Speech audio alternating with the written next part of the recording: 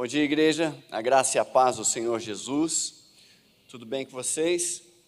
Semana abençoada, glória a Deus, louvor maravilhoso, né? E eu estou estudando Apocalipse, aí vocês ficam cantando, eu fico imaginando, visualizando.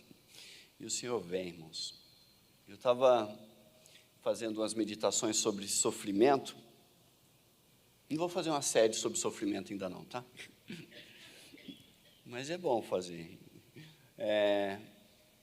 E aí, às vezes a gente não entende a razão do nosso sofrimento e a gente ouve aquilo, 1000 anos são como um dia para o Senhor e um dia, né? Então pense assim que talvez o que você está sofrendo está vindo aí, cada dia de sofrimento, como 1000 anos de glória para desfrutar do galardão. Então pensem assim, porque o consolo é certo. Amém? Então, ainda buscando se santificar, agradecer e honrar esse Deus que nos consola, conforta, nos presenteia, buscando ainda ensinar vocês e até confrontar a palavra contra a gente mesmo, para sermos mais agradáveis ao Senhor, e o que o Senhor quer para a gente é que a gente seja melhor para Ele, e sendo melhor para o Senhor, a gente só tem a desfrutar nessa vida. Ainda vou continuar um pouco naquela série Confissões, estou entrando só na 28ª pregação, não é muito, mas ainda não acabou. E hoje eu vou falar sobre a egolatria, né? E aí, quando eu não posso mais viver sem mim, né? O exagero do eu me amo. E eu, pensando nisso, lembrei de uma música do Ultraje a Rigor, que falava assim: eu me amo, né? Não posso mais viver. Irmãos, eu lembro dessa música, eu devia ter uns 8 anos de idade. Eu me amo, não posso mais viver sem mim. E aí a música vai, faz quanto tempo, já nem me lembro, sempre correndo atrás de mim, feito louco, tentando sair desse meu sufoco. Eu era tudo o que eu podia querer, era tão simples, eu custei para aprender. Daqui para frente, nova vida eu terei, sempre a meu lado, bem feliz eu serei. Eu me amo, não posso mais viver sem mim, não posso mais viver sem mim. Como foi bom eu ter aparecido nessa minha vida já um tanto sofrida, não sabia mais o que fazer para eu gostar de mim e me aceitar assim. Agora eu tenho uma razão para viver, agora eu posso até gostar de você. Olha só a condicionante, completamente eu vou poder me entregar, é bem melhor você sabendo se amar. Legal a musiquinha, né? Tem uma batidinha gostosinha assim, eu lembro disso. E essa música expressa bastante as teorias vigentes humanistas dos últimos séculos aí, que invadiram tanto a cultura quanto a sociedade. Não é que está em um lugar ou outro, está culturalmente disseminado aí, e ainda mais na cultura brasileira. E todos os dias milhares de pessoas em busca desse amor a si mesmo e buscando se amar cada vez mais. Milhares de pessoas deixam para trás aí as suas famílias, as suas vidas, as suas responsabilidades, porque finalmente encontraram a si mesmas. Eu já vi pais que abandonaram a sua família, a sua esposa, porque encontraram-se a si mesmo. Ele viu que realmente o que ele queria ser era se parecer com uma mulher. Então ele se encontrou. E assim vai. Chama-se a autossatisfação. Tornou-se a verdade e o caminho para a saúde mental e emocional nos nossos dias, substituindo aí completamente o que diz João 14,6, que vai falar que Jesus é o quê? O caminho, a verdade e a vida, mas o caminho é a autossatisfação. Não, ame mais a si mesmo e você vai ser feliz. E o homem não sabe se amar como Deus espera, como Deus exige. A Bíblia está o tempo todo ensinando como devemos nos amar menos a nós mesmos a cada dia, e tem várias afirmações disso na Bíblia o tempo todo, e uma delas que vocês vão conhecer é aquela que Jesus diz: negue-se o quê? A si. Como é que você casa isso com amar mais a si mesmo? Jesus errou? Então, ele deveria ter dito assim: amem-se a si mesmo, tomem a sua cruz e sigam-me. Jesus não conhece tão bem a humanidade, Deus, que é importante vocês saberem da onisciência, da onipotência, da onipresença, da eternidade de Deus. Porque é um Deus que inspirou a Bíblia, que conhece a história toda, e olhando a inspiração da palavra, você entende, olha, esta é a palavra que atenderá toda a história do que esses homens e mulheres precisarão. Ele errou nessa percepção? Essa é a suficiência das Escrituras, do autor. Então, porque, infelizmente, muitos aconselhamentos e muitas orientações e perspectivas e ensinos dentro de escolas e tudo estão ancorados sobre essa perspectiva. A direção de Jesus está muito mais clara sobre a verdade espiritual bíblica acerca do coração do homem do que a humanidade que diz que o homem tem que se amar. O que a Bíblia mostra é que nós nos amamos exageradamente e por isso nos ofendemos tão facilmente. Isso é óbvio. Filipenses 2:21 diz, pois todos buscam os seus próprios interesses e não os de Jesus Cristo. Então, amem-se mais, cuidem mais dos seus próprios interesses, é isso que o versículo está dizendo? É isso que o Senhor está revelando, é isso que a palavra de Deus está mostrando? Os próprios interesses aí, irmãos, quando vocês, deixa aberto nessa parte, os próprios interesses que querem tudo e todos, o tempo todo, a sua forma. E até mesmo Deus. E por isso criam deuses. Quando você vai para Gênesis 3:5, Satanás disse assim, olha, Deus sabe que no dia em que eles comerem, seus olhos se abrirão e vocês serão como Deus, conhecedores do bem e do mal. Obviamente, ninguém conseguiu atingir essa proposta mentirosa de Satanás, porque era mentira. Então, o vocês serão como Deus nunca aconteceu. Contudo, pressionamos todos e todas as circunstâncias da nossa vida para que sejam assim, conforme os nossos próprios interesses. Há em nós aí, de uma forma muito forte, no nosso interior, aquela voz que declara, olha, vocês devem ser como eu quero. Então, desde Adão e até hoje, desejamos tudo e todas as coisas conforme as nossas exageradas expectativas.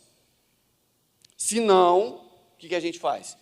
Eu choro, eu grito, eu bato, eu faço bico, eu sofro, eu condeno, eu corto relações e até mesmo ameaço tirar a minha própria vida num protesto, caso a situação não mude.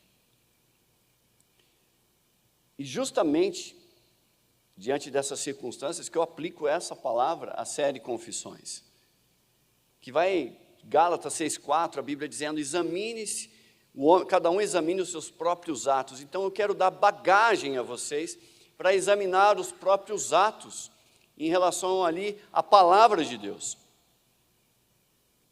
Como sempre dito aqui, o autoexame exige um conhecimento mínimo para você fazer um autoexame do que você está procurando e até mesmo a forma como você deve procurar.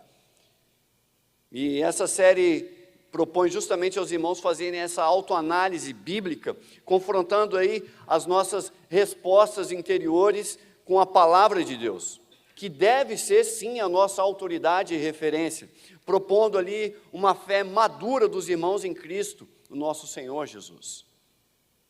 Segundo Timóteo 3, de 12 a 14, diz assim, de fato, todos que desejam viver piedosamente em Jesus Cristo, e a série propõe justamente isso, uma vida piedosa em Jesus Cristo, serão perseguidos. Contudo, os perversos e impostores irão de mal a pior, enganando e sendo enganados. Quanto a você, porém, permaneça nas coisas que aprendeu, das quais tem convicção, pois você sabe de quem o aprendeu. Então, é permanecer naquilo que a gente tem ensinado. E o que queremos é que vocês tenham convicções do que aprenderam. E essa mensagem, dentro dessa série, que eu chamei de egolatria, que é justamente aí o eu me amo, né? o exagero do eu me amo, e não posso mais viver sem mim. Eu lembro de 1 Coríntios 12, 2, que diz, vocês sabem que quando eram pagãos, de uma forma ou de outra, eram fortemente atraídos e levados para os ídolos mudos.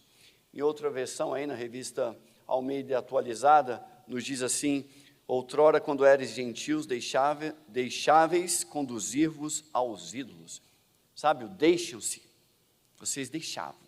Vocês erguiam a vela da vida e o vento que soprava, vocês iam.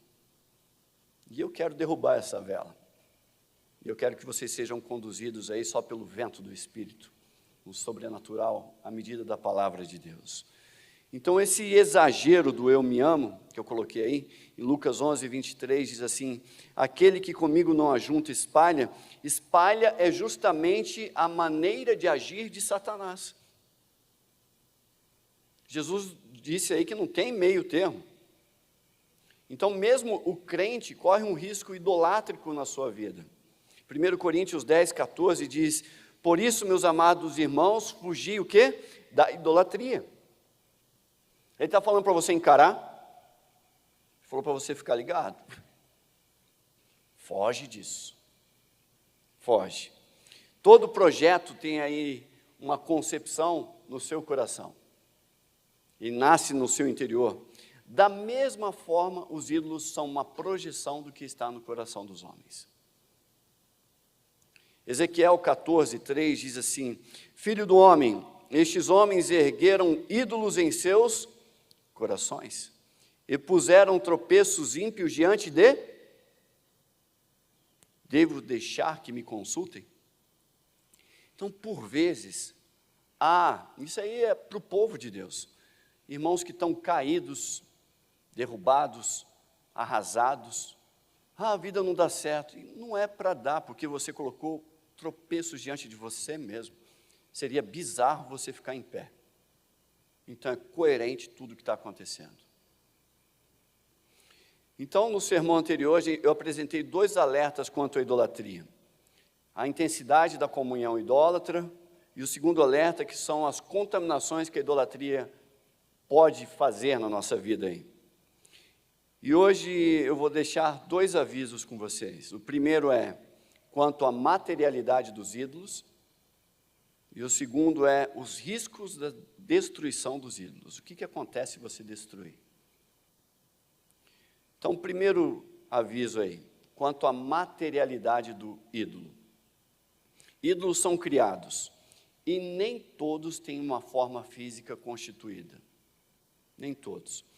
Então, alguns têm formas físicas, de fato, e dão alegria.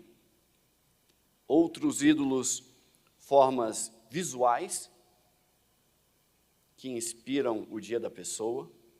Outros ídolos têm suas formas sonoras, que vão acalmar a alma da pessoa, que ela precisa. Outros ídolos têm as suas formas emocionais, que precisam de emoções para definir aquele dia, aquela vida dela. Outras formas de ídolos são de forma neurotransmissora, e aí eu me refiro àquelas sensações produzidas por dopamina, serotonina, aquela sensação que a pessoa precisa para ficar relaxada e sentir algum prazer na vida. Outros ídolos têm as suas formas hormonais, que precisa daquela adrenalina, aquela descarga emocionante, aquela prática de risco ou de esporte para poder renovar. E há ídolos ali que são definidos no coração, todos eles. E aí, como paixões, aptidões, às vezes os ídolos são algumas competências que Deus deu a vocês em algumas áreas, profissões, e assim segue. E aí tudo que talvez você diz, é tudo que eu sempre fiz, é tudo que eu sei fazer, e com isso eu me sinto plenamente satisfeito. Talvez aí está o seu ídolo. Talvez não há de fato uma estátua na sua casa, talvez não há aí um pingente no seu pescoço, ou até mesmo algum tipo de figurinha no seu carro.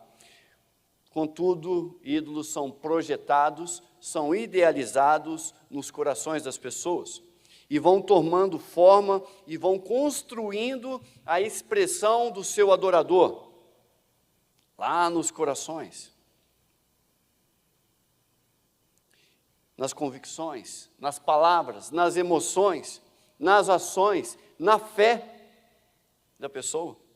Ezequiel 14, de 4 a 5, diz assim: ora, diga-lhes, assim diz o soberano Senhor, quando qualquer israelita erguer ídolos em seu coração, e puser um tropeço ímpio diante do seu rosto, e depois for consultar um profeta, eu, o Senhor, eu mesmo responderei a ele conforme a sua idolatria. Nossa, pastor, você viu? A pessoa orou para aquilo lá e foi curada. Nossa, você viu? A estátua fez isso, você viu aquilo? Sim, Deus responde às orações feitas aos ídolos, como juízo, deixando aí de conter a velocidade que a pessoa quer descer naquele desfiladeiro da negação e de abandono à credulidade a Ele. Deus está segurando e falando, não, crê em mim, crê em mim. Ah, não, eu quero. Eu falei, então tá bom, eu vou realizar. É como se Deus tirasse a mão no desfiladeiro e falou, tá bom, você quer descer? Ah, Deus empurrou. Não, Ele só soltou o desejo do coração da pessoa. E aí no versículo 5, isto farei para reconquistar o coração da nação de Israel, que me abandonou em troca de seus ídolos. Então é um risco. A egolatria, que eu chamo aqui, é um ídolo oculto. Pode estar no coração. No caso a seguir, eu vou mostrar como eu chamei esse ídolo de egolatria, como a vida centrada em si mesmo.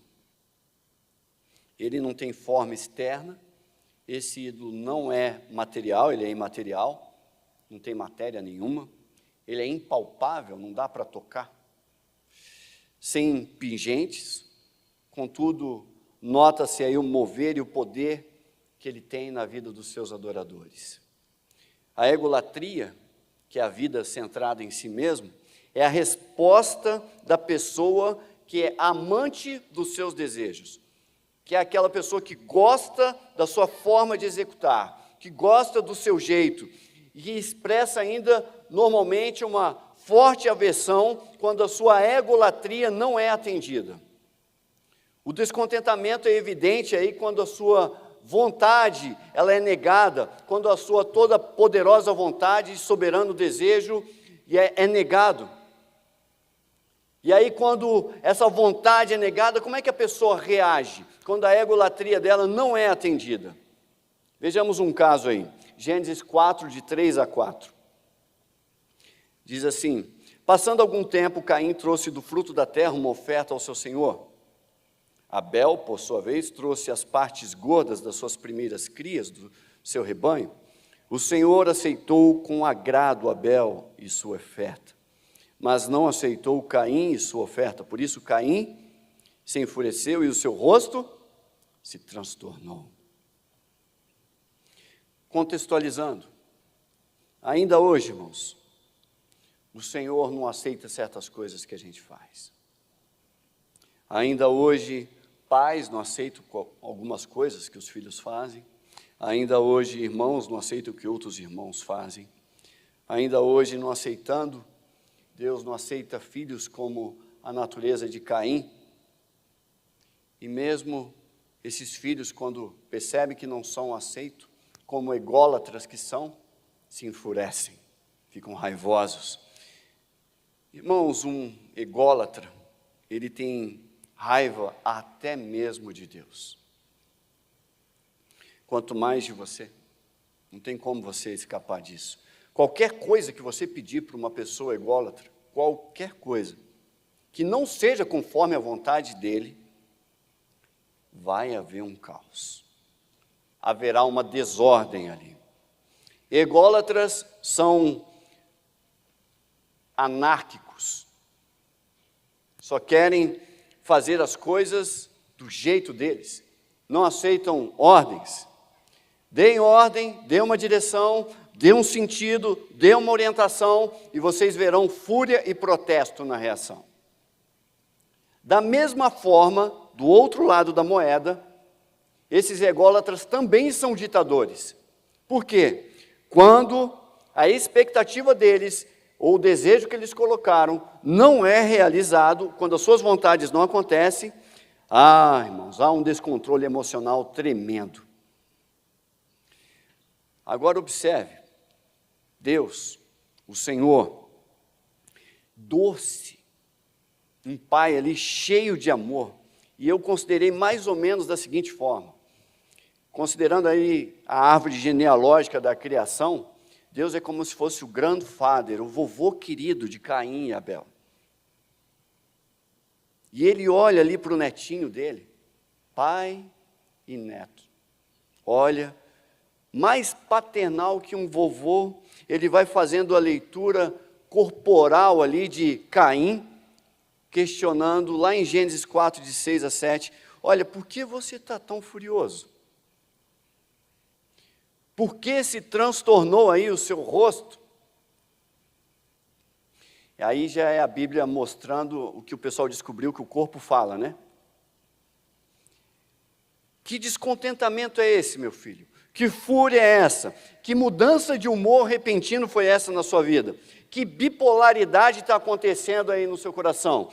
Que raiva é essa? Que braveza é essa que está acontecendo com você? Ou ainda, que insatisfação no seu rosto? Caim, que cara é essa? Sua sobrancelha eu estou vendo que está meio franzida. Que bico é esse?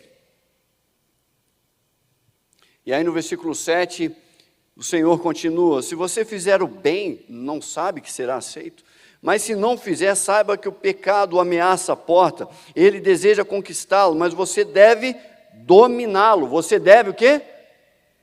Deus está falando que as emoções são descontroladas, Deus está dizendo que as emoções não têm controle, Deus está dizendo que a pessoa é vítima do que ela sente, da sua vontade.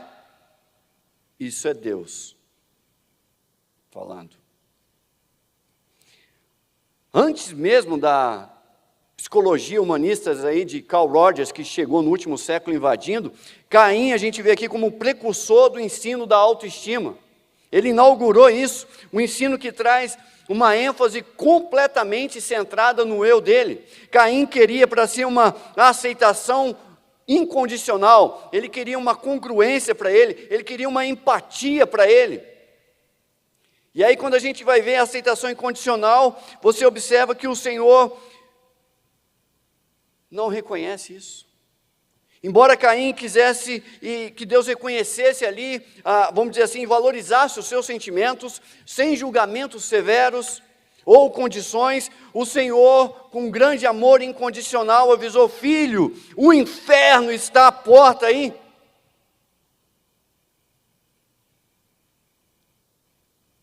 Não em silêncio, mas verbalizando mesmo, Deus condicionou e o responsabilizou, dizendo, você tem que dominar isso.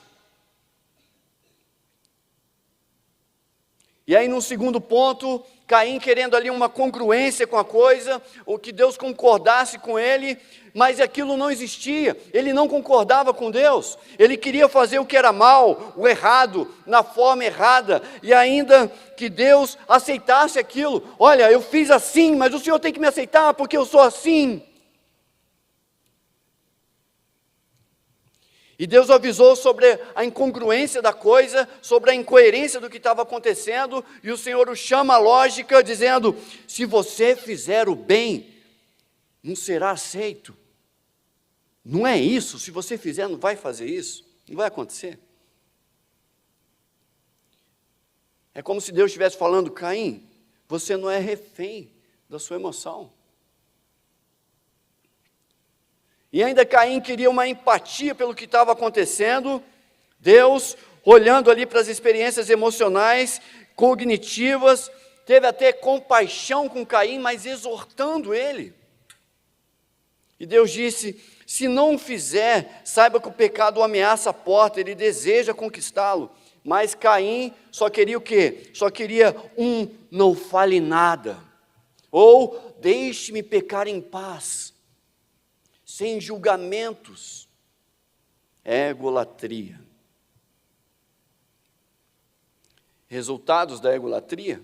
Dor, constrangimento, sofrimento, pressão, individualismo, solidão. Quando vemos em Gênesis 4, de 12 a 13, no versículo 16, o Senhor diz assim, ele não atendeu e errou. Consequência, quando você cultivar a terra, esta não lhe dará mais da sua força.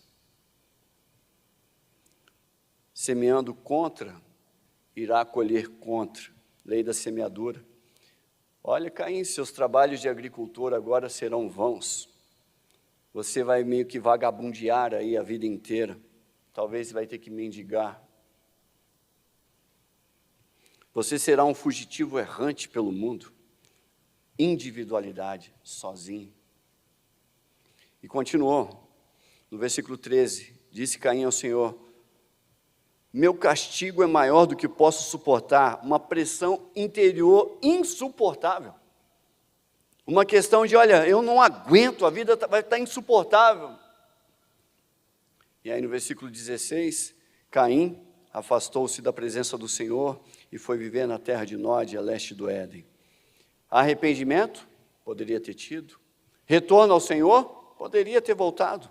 Bastava arrependimento, mas não há culpa. Sem culpa não há arrependimento. Sem arrependimento não tem como se achegar a Deus, e a natureza é justamente um afastamento das coisas do Senhor. E o ególatra, ele é assim, ele é um zombador. Quando vocês vão, se vocês pesquisarem aí na Bíblia de Provérbios, na versão NVI, pesquisem a palavra zombador, ou escarnecedor na Almeida. Ele gosta de justificar e querendo fazer o que quer e esperando, e ainda que a vida lhe seja boa do jeito que ele está vivendo, e que corra tudo bem apesar das escolhas dele. O zombador, o escarnecedor, esse orgulhoso, o ególatra, ele não quer colher da sua transgressão, contudo, segue plantando e irá colher, conforme Gálatas 6,7 que diz, a colheita será certa. A questão é que a egolatria, ela é autoglorificante, ela é autossuficiente, assumindo-se como certo, exigindo o tempo todo devoção, compreensão por parte dos outros, mas como aqui no caso, até mesmo de Deus, a egolatria exigia essa compreensão. Caim exigia uma compreensão aceitativa do Senhor quanto à sua pecaminosidade, sem colocações, sem autoconfrontação, sem ser autoconfrontadora. Caim requeria realmente uma devoção idólatra e incondicional à sua vontade, do seu desejo. Tão semelhante quanto a insatisfação que vemos no caso de Jonas, em Jonas 4:9, mas Deus disse a Jonas, você tem alguma razão para estar tão furioso por causa da planta?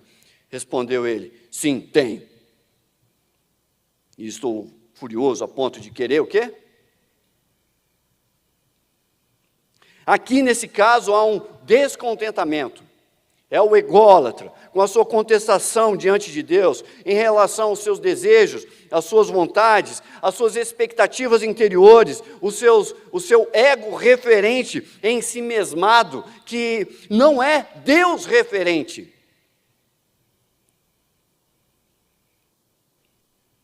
Ou como diz um teólogo, esqueci o nome dele, tel-referente. Mas há outras formas de egolatria. Ela se manifesta de outras formas, ela tem algumas reações, eu quero dizer. Ela manifesta de formas violentas, às vezes sendo direcionadas a objetos, às vezes sendo direcionada a outras pessoas, às vezes sendo direcionadas a si mesmo. A egolatria, quando manifesta e direcionada contra as coisas e objetos, eu vejo isso em Ziri, lá em 1 Reis 16, de 8 a 11, que ele tornou-se rei por um golpe de Estado em Israel e dizia a si mesmo, olha, o povo não está me apoiando, o pessoal não gosta mais de mim, o apoio exigido pelo ego dele já não estava ocorrendo. E aí quando você vê em 1 Reis 16, 18, percebendo que o povo não apoiava, foi à cidadela do palácio real e fez o quê? Incendiou o palácio. Atentou contra as coisas, os objetos, porque ele não foi atendido. Numa segunda forma que ela pode se manifestar, é numa forma violenta contra os outros, matando mesmo. E é isso que a gente viu em Gênesis 4:8. Disse, porém, Caim a seu irmão Abel, vamos para o campo. Quando estavam lá, Caim atacou o seu irmão Abel e fez o quê? Deu um abraço. Matou.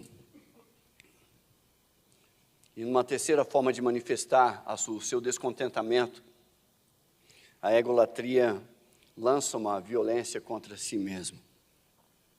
Para quem não entendeu, suicídio. Ou outras formas. Estes começam o seu desejo ali de se matar como Jonas, deixando as suas frustrações ali idolátricas, não, isso não, ganharem grandes proporções e aí arriscando em tentarem até algo contra si mesmo, como Judas fez. Segundo Samuel 17, de 20 a 23, no versículo 20, então Absalão disse a Aitofel, dê-nos o seu conselho que devemos fazer. Aí no versículo 23, naquela época, tanto Davi como Absalão consideravam os conselhos de Aitofel como se fossem palavras do próprio Deus. O que ocorre quando o próprio desejo, que já lemos o versículo falando do próprio desejo, que eu chamo de homem referente,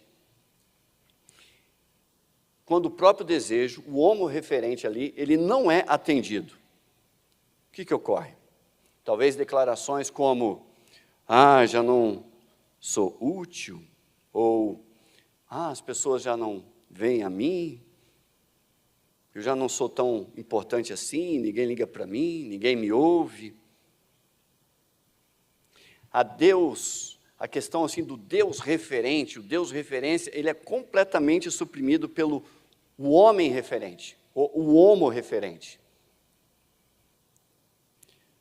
O meu cônjuge não se importa mais, senão ele seria homem referente, do jeito que eu quero, assim comigo. Meus pais não ligam mais, caso contrário, eles fariam homo referente, assim comigo. Meus irmãos não estão nem aí comigo, do contrário, agiriam desta forma, próprio desejo, homo referente, assim comigo.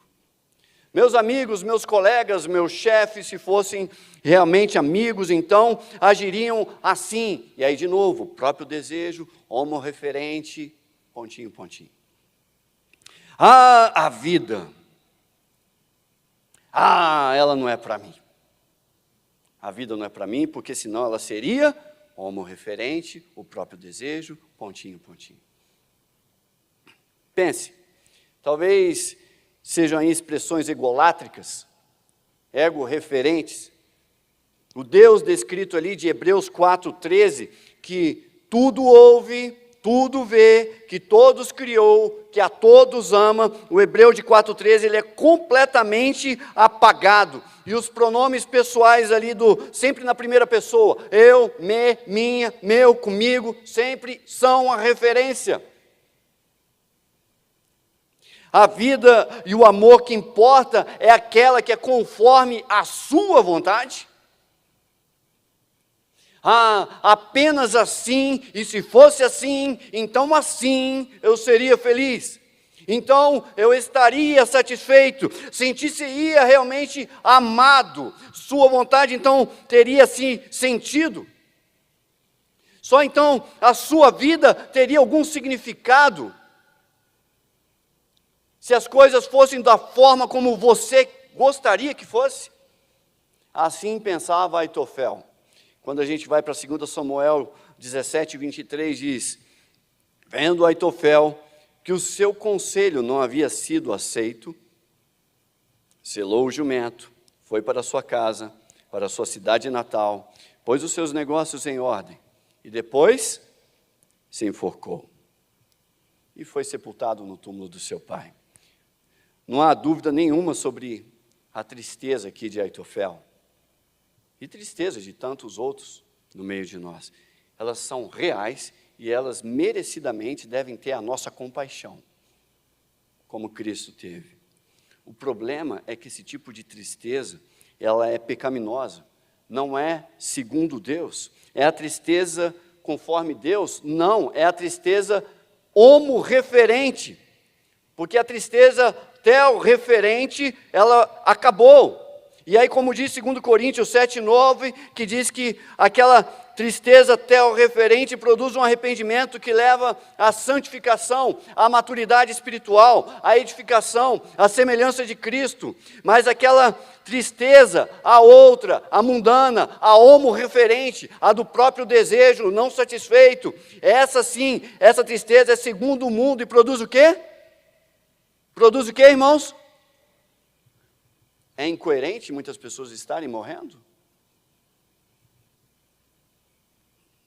Isso não alegra, mas isso não é novo. A egolatria, ela exulta-se em sua autossuficiência, buscando sempre garantidamente, certo? Uma exultação a si, por parte do outro, compreensão aceitativa dos seus planos, vontades, talvez como as suas ideias fossem dignas de confiança, ou talvez supremas ideias. Tiago 4,16 diz: agora, porém, vocês se vangloriam das suas pretensões, toda vanglória como essa, ela é maligna, é um orgulho, é uma vaidade. Queiram e sejam, é tudo que eu quero, é a minha pretensão. Filipenses 3,19 diz: o destino deles é a perdição, o Deus deles é o quê? O estômago, o interior, a egolatria, a vontade própria, e eles se gloriam do que deveriam se envergonhar. Eu sou assim mesmo. E diz o quê? Só pensam nas coisas do céu,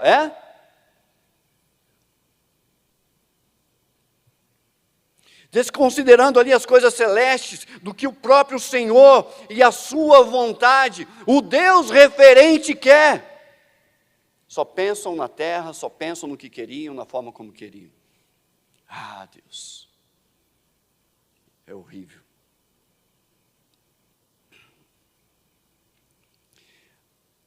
Eu lembro de uma história de sofrimento. Uma moça tetraplégica, 45 anos de tetraplegia.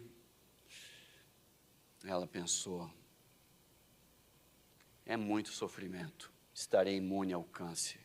E não esteve. Eu julguei que por tanto sofrer, o câncer, Deus não permitiria que o câncer viesse sobre mim. Mas Deus permitiu. Se ela fosse ego-referente, homo-referente, como ela reagiria? Ela fez mastectomia, fez tudo. E levantou a cabeça, o olhar para o céu. E continuou como tel-referente na sua vida. E sabendo que cada dia era uma glória.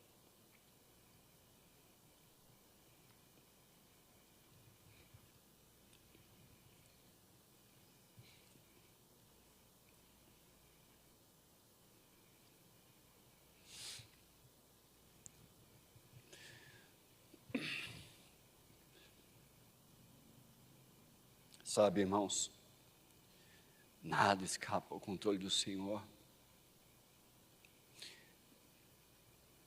Como minha esposa leu, os planos de Deus é para a eternidade. E cada dia aqui de dor na sua vida é para uma projeção de 1000 anos de glória.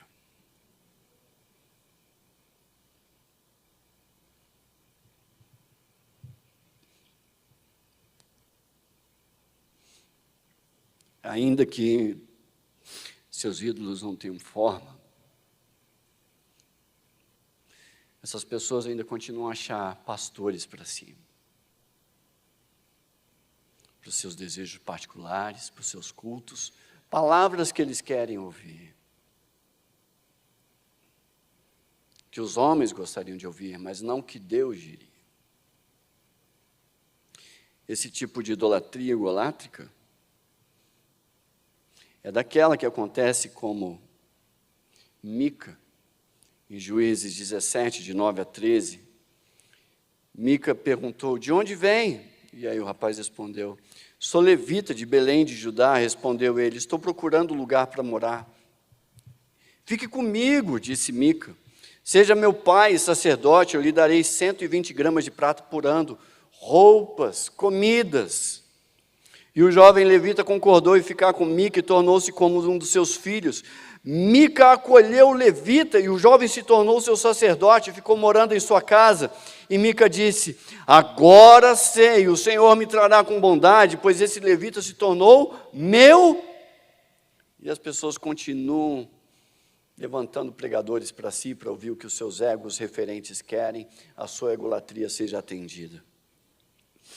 Ególatras sempre buscando um jovem, um velho levita para cuidar, bancar ali realmente como um sacerdote, como um pastor e mestre da sua particular egolatria.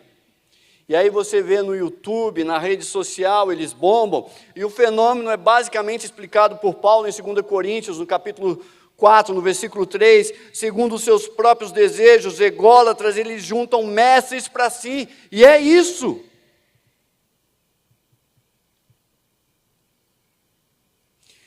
Agora, irmãos, o que acontece, que é o meu segundo aviso, quando você destrói e denuncia e fala sobre esse assunto?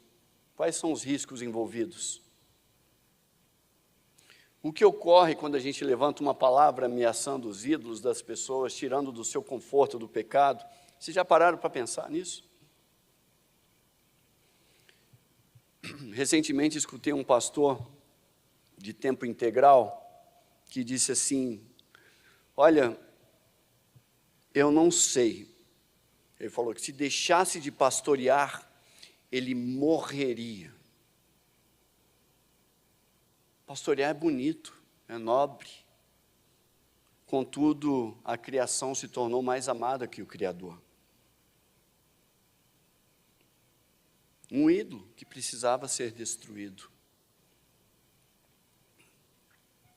Jeremias 23, 29 diz, não é minha palavra como fogo, pergunta ao Senhor, como martelo que despedaça a rocha? Quando levantamos a palavra de Deus como martelos diante dos ídolos para serem quebrados, reações idólatras, elas são esperadas e devem ser. E o que pode ocorrer quando você faz isso? Despedaçando e destruindo os ídolos, as bases das pessoas. Juízes 6, de 25 a 30, diz assim, naquela mesma noite o Senhor lhe disse a Gideão, separa segundo o novilho do rebanho de seu pai, aquele de 7 anos de idade, despedace o altar de Baal, que pertence ao seu pai, corte o poste sagrado que está ao lado do altar, depois faça um altar para o Senhor, para o seu Deus, e no topo desta elevação ofereça segundo o novilho um holocausto com a madeira do poste sagrado que você irá cortar. Assim Gideão chamou 10 dos seus servos e o fez como o Senhor lhe ordenara, mas com medo da sua família e dos homens da cidade, fez tudo de noite e não durante de dia. De manhã, quando os homens da cidade se levantaram, lá estava demolido o altar de Baal, com um poste sagrado ao seu lado, cortado, e com o segundo novilho sacrificado no altar recém-construído. Perguntaram uns aos outros, quem fez isso? E depois de investigarem, concluíram que foi quem? Gideão, o filho de Joás.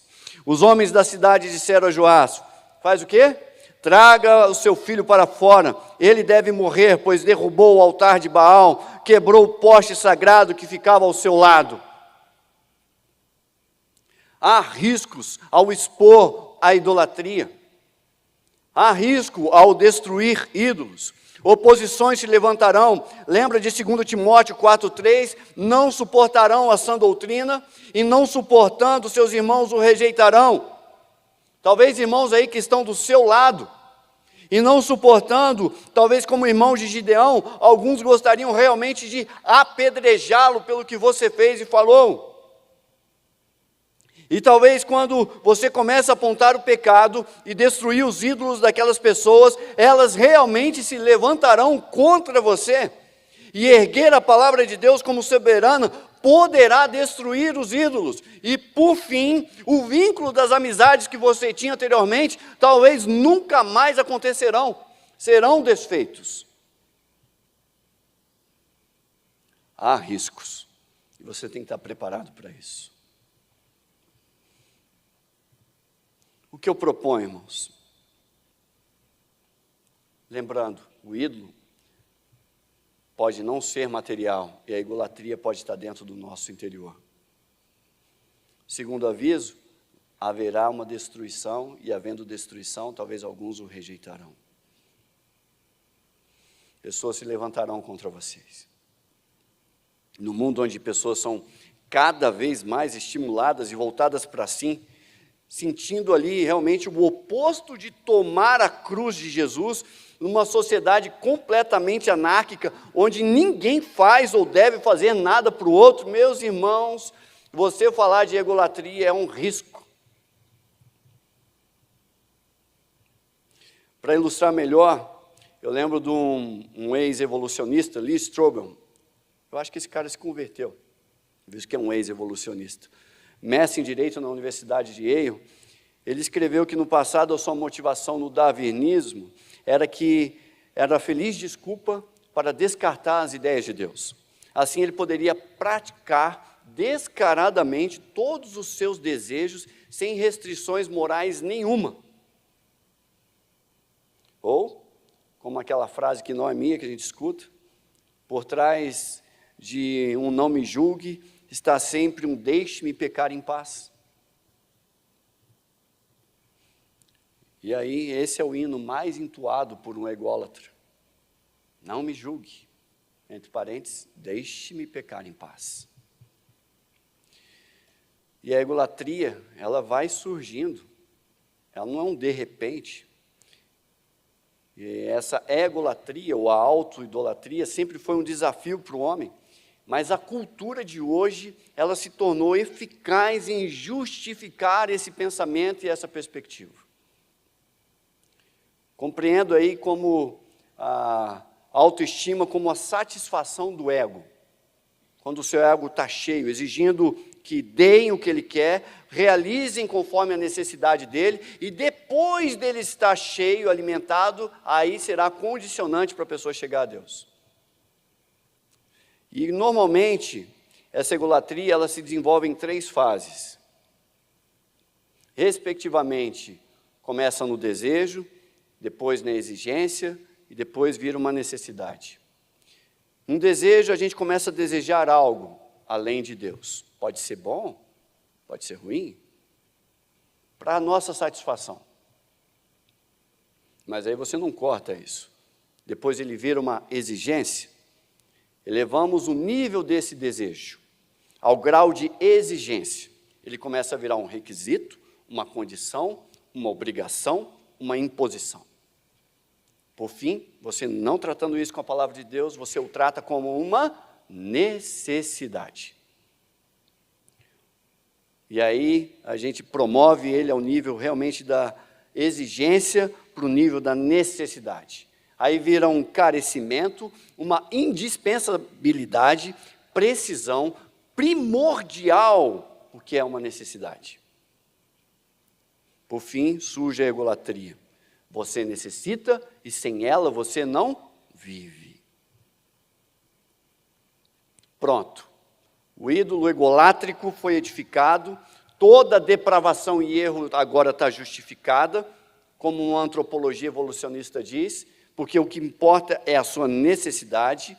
E aí entra mais ou menos o cientificismo, que é a fé na ciência, que, como o darwinismo, todo ídolo é moralmente confortável, todo ídolo ele não exige uma responsabilidade moral por parte do ofendido ou do ofensor, valores ou ética são completamente relativizados.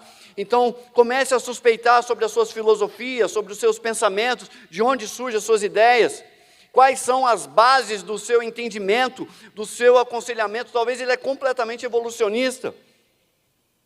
Ou, quem sabe, uma cegueira, como diz 2 Coríntios 4:4, que diz: o Deus desta era cegou o entendimento dos descrentes, para que não vejam a luz do evangelho da glória de Cristo, que é a imagem de Deus.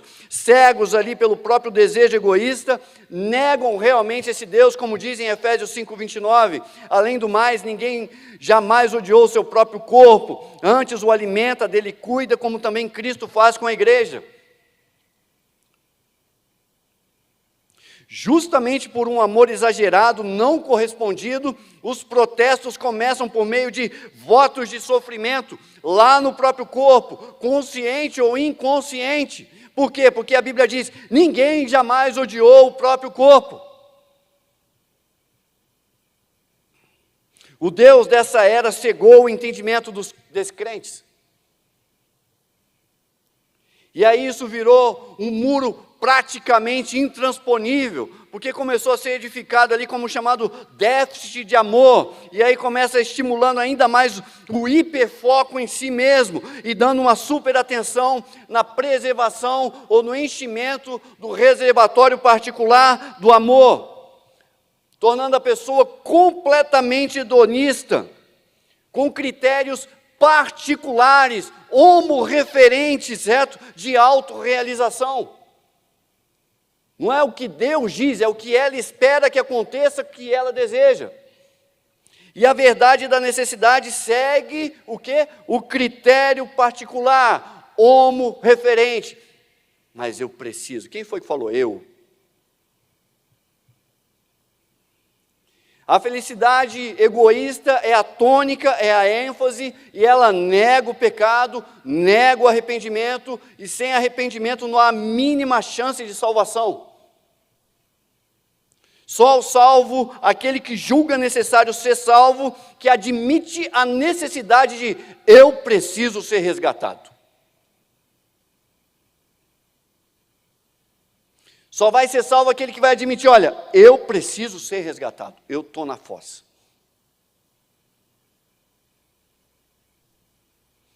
Quase todas as ciências do comportamento hoje não reconhecem o pecado como um problema a ser tratado. Quase todas. E isso é um problema sério. E muitos se entregam idolatricamente à sabedoria humana, tendo mais fé do que na palavra de Deus. Isto é a mesma equivalência das tradições dos fariseus, que criam nas suas tradições mais do que a palavra de Deus. Achavam que eram mais dignas de fé e confiança. Quando a gente vai para Marcos 7, de 7 a 9, versículos 12 e 13, Jesus fala assim, em vão me adoram, seus ensinamentos não passam de regras ensinadas por homens. Vocês negligenciam os mandamentos de Deus e se apegam às tradições dos homens. O dilema aqui não reside sobre a tradição dos homens, nem tampouco sobre a ciência. A questão aqui é no momento em que essas sobrepõem, com forte desatenção, a negligência dos mandamentos da palavra de Deus. Aí tem um problema. Ele disse-lhes, no versículo 9, vocês estão sempre encontrando uma boa maneira de pôr de lado os mandamentos de Deus. Isso mudou, irmãos? Mudou? A fim de obedecer às suas tradições. Sempre pondo, não, isso aí não tem nada a ver. Versículos 12. Vocês os desobrigam de qualquer dever para com seu pai e a sua mãe. Supressão da moralidade cristã. Rejeição dos mandamentos de Deus. Princípio da prioridade de obediência à palavra do Senhor. Versículo 13. Assim vocês fazem o quê? Anulam a palavra de Deus por meio de tradições que vocês mesmos transmitiram. E fazem muitas coisas como essa. Infelizmente, muitos de nós já compreendemos que a palavra de Deus não é competente o suficiente para tratar o coração dos homens. Você quer uma definição de coração? Ouça a pregação da pastora Raquel em 14 de julho de 2024. Vai lá e você vai entender o que eu estou falando. Para a cultura e para muitos de nós, o maior profissional da alma humana já não é Cristo, já não é a palavra de Deus. E aí, como é que você trata isso? Eu não tenho Jesus no seu coração, então o seu problema é mais grave. Você precisa de Jesus para começar certo. Efésios 1, de 5 a 11, diz, em seu amor nos predestinou para sermos adotados como filhos por intermédio de Jesus Cristo, segundo a benevolência de sua vontade. Você precisa tomar e assumir uma posição, falar, Senhor, eu preciso ser salvo, eu quero ser teu filho. Como filhos, a imagem de Jesus é o que Deus quer de nós. Filhos, a imagem de Jesus, e não segundo você mesmo. Quando a gente lembra de C.S. Lewis, ele disse assim que existe 2 tipos de pessoa. As que dizem, Deus, seja feita a sua vontade. E aquelas que eu chamo aqui dos ególatras, ele diz assim, a quem Deus diz, tudo bem, então faça-se a sua vontade, do seu jeito, que é a autoidolatria. Do seu jeito, aqui na terra, aguarda-lhe exatamente a mesma situação de Caim. Dor, constrangimento, sofrimento, pressão, individualidade e solidão. Do seu jeito, a autoidolatria, a egolatria, certo? Ela será atendida lá na eternidade. Idêntico ao do rico e Lázaro. Quando você vai em Lucas 16, 23 a 24, no inferno ergueu os olhos, estando em tormentos, viu ao longe Abraão e Lázaro no seu seio, e clamando disse, Pai Abraão, tem misericórdia de mim, e manda Lázaro que molhe na água a ponta do seu dedo e me refresque a língua, porque estou atormentado nessas chamas. Deus o aguarda como filho dele, e ele convida isso. Querendo saber como ser filho de Deus? Eu quero saber como ser filho de Deus. Então nos procure no final. Procure o irmão e a gente vai mostrar para você como buscar essa imagem e ser filho do Senhor. Agora, se você é salvo, você tem que considerar a glória de quem você quer. Você quer que o mundo e as pessoas sejam a sua glória, do seu jeito, ou você quer a glória de Deus para a sua vida? Conforme 2 Coríntios 4:4. As pessoas vão ficando cegas aí para o Evangelho, da glória de Cristo, que é a imagem de Deus. Se você não está buscando a glorificação da imagem de Jesus por meio da sua vida, confesse aí que talvez você tenha usado do seu tempo, pensando que as pessoas, ou até mesmo a vida, deveriam fazer com que realmente projetassem a sua realização, a glorificação dos seus próprios desejos, algo distante de Deus. Talvez hoje alguns estejam se tratando aí sobre entendimentos e perspectivas da autossatisfação, sendo aí treinados e compreendidos talvez até como animais. Faça isso 3 vezes, 4 vezes, pule isso, quando vier aí você faz isso. E eu lembro de Colossenses 2:23, que diz assim, essas regras têm de fato aparência de sabedoria, com a sua pretensa religiosidade, falsa humildade e severidade com o corpo, mas não tem valor algum para refrear os impulsos porque Deus trata o coração. Deus trata o interior.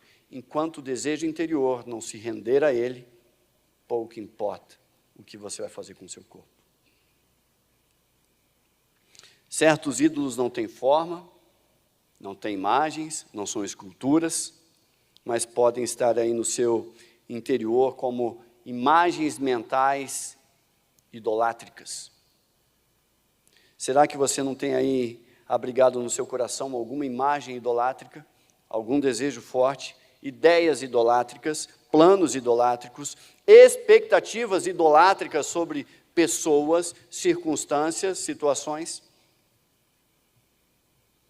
Filosofias idolátricas, teorias idólatras, desejos idolátricos, eu não sei.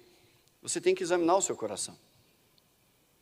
Essas imagens, como eu já disse, podem não ser de pau, de madeira, de pedra, de ferro ou animal, mas todas são igualmente pecaminosas.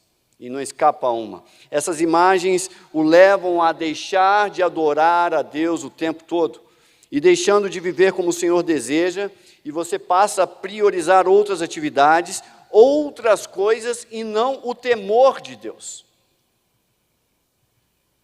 Agora, ciente de qual é a vontade do Senhor, se você tende aí no seu coração ao pecado do seu interior, seguindo o eu acho, trilhando pelo caminho do todo mundo diz, assim todo mundo faz, ou, sei lá, uma mente voltada para uma filosofia humanista que você segue, ou um caminho de fé na ciência, mas que contra a palavra de Deus, sim, então você realmente é um idólatra com uma imagem mental construída no interior do seu coração. E aí cabe o quê? Arrependa-se, Senhor, eu troquei a sua glória. E eu quero que as glórias sejam a minha imagem. Arrependo-me. E o Senhor Jesus aguarda. Como Deus, lá falando para Caim, teu pecado está diante de ti. Se fizer o certo, você não sabe que vai ser aceito. Deus como Pai amoroso, Jesus Cristo como irmão amado, está sempre de braço aberto esperando o arrependido. Então somente arrependa-se. Amém, irmãos? Até aqui a palavra, vamos orar, vamos colocar de pé?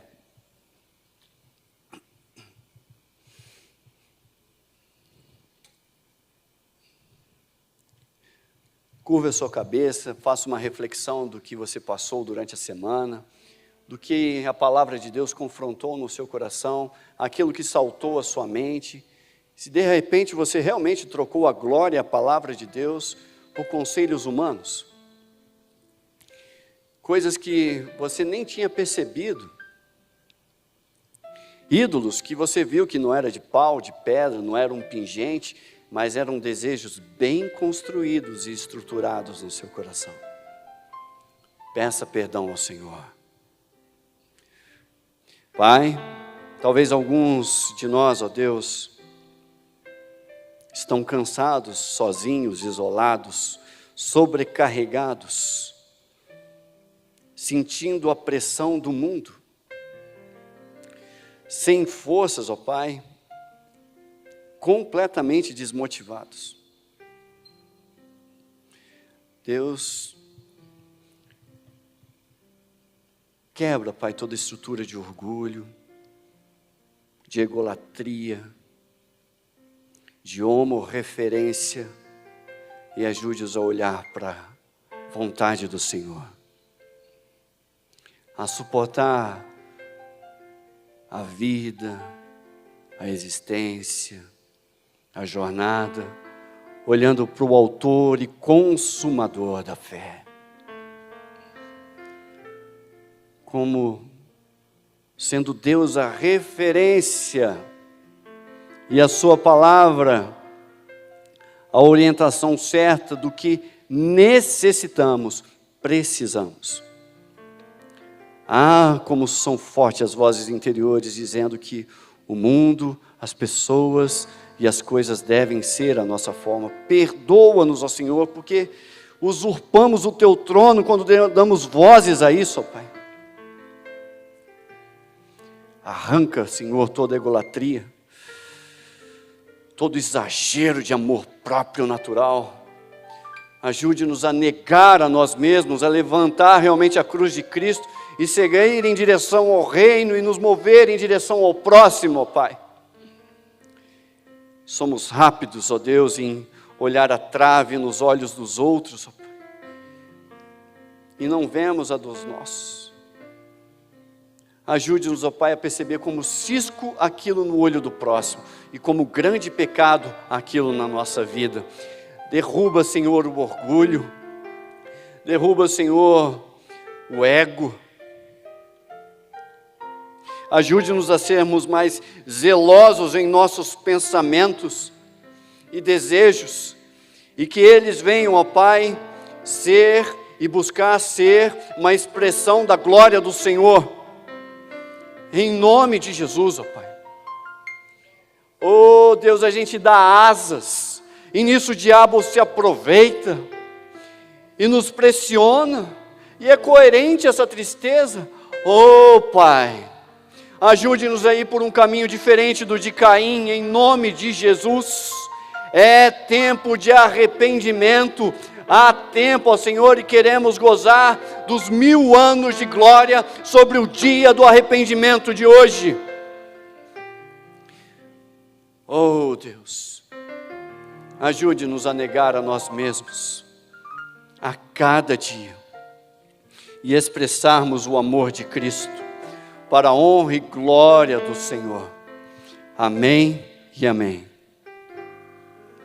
Irmãos, hoje você pode dizer: pastor, estou precisando de uma ajuda, como é que faz? Filipenses 3,15 diz: todos nós que alcançamos a maturidade devemos ver as coisas dessa forma.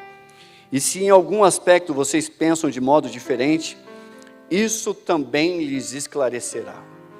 Deus lhes esclarecerá. Eu peço para que Deus esclareça mais isso na vida de vocês.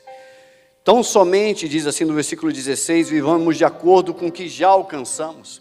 Vocês estão aprendendo que vivam assim. No versículo 17, irmãos, sigam unidos o meu exemplo, observem os que vivem de acordo com o padrão que lhes apresentamos.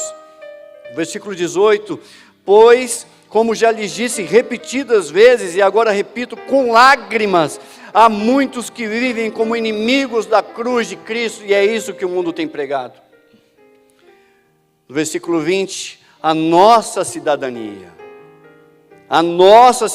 porém, está nos céus, de onde esperamos ansiosamente um Salvador, o Senhor Jesus Cristo. Pelo poder que o capacita a colocar todas as coisas debaixo do seu domínio, Ele transformará nossos corpos humilhados para ser semelhante ao seu corpo, semelhante ao seu corpo glorioso. Ah, irmãos, esse é o nosso olhar, essa deve ser a nossa expectativa. Tire os olhos da terra, tire os olhos de si e leve a cruz de Cristo. Amém? Em Cristo você conseguirá.